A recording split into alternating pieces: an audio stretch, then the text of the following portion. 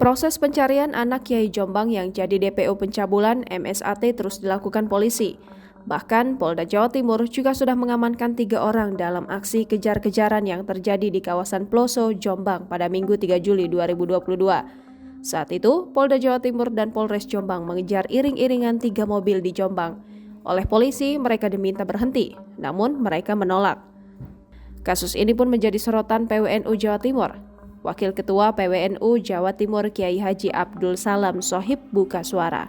Dirinya mengatakan, sebagai warga negara yang baik, siapapun harus taat pada hukum yang berlaku. Menurutnya, semua pihak memang harus kooperatif dalam kaitan kasus ini.